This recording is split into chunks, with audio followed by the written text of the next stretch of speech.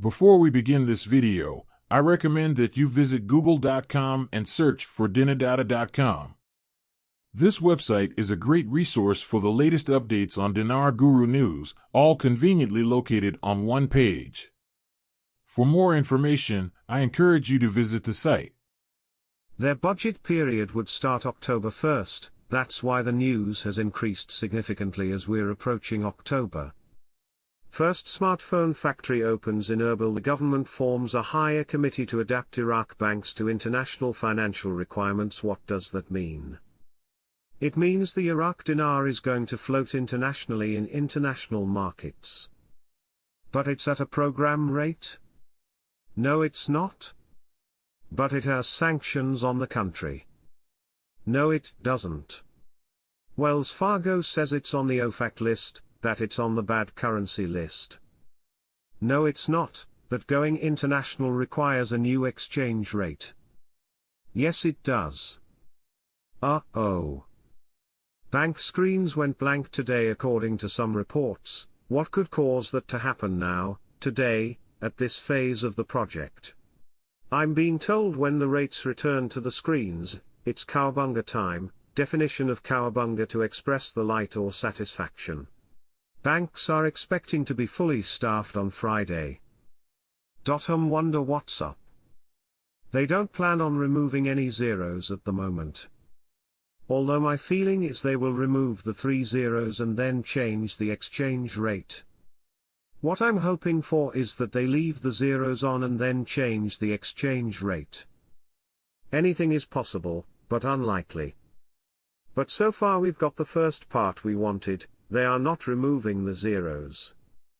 I'm not sure how many articles, but it's been 5 in the last few days, maybe even 6, that talk about deletion of the zeros.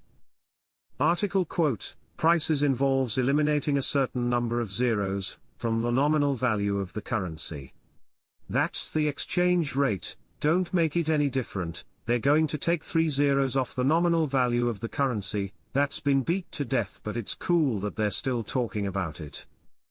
They, Iraq/CBI, are no longer under the umbrella for the US Treasury, nor are they under any sanctions. That's nice. September is the month where you have seen and heard more from the central bank ever throughout this entire year. They have been more vocal and have completed more steps in the month of September than any other month. Critical things are happening. They're preparing to go international. MP, Iraq is heading towards major economic changes and a global urban revolution. Today the television here in Baghdad again is also talking about deleting the zero project, just like the Kurds' televisions yesterday. They're saying it is back in the spotlight. They're talking about the banking roadmap by Al-Aq.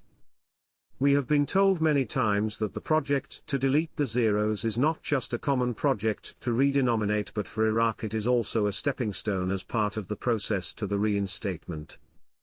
This is the reason why I am so captivated on what just happened these last few days. We witnessed another onslaught of articles about the project to delete the zeros once again. The news media reports what is going on in Iraq, so something must have reignited the spark for the project to delete the zeros. Yes, it was the CBI, and when the CBI talks, I listen. The CBI sets monetary policy.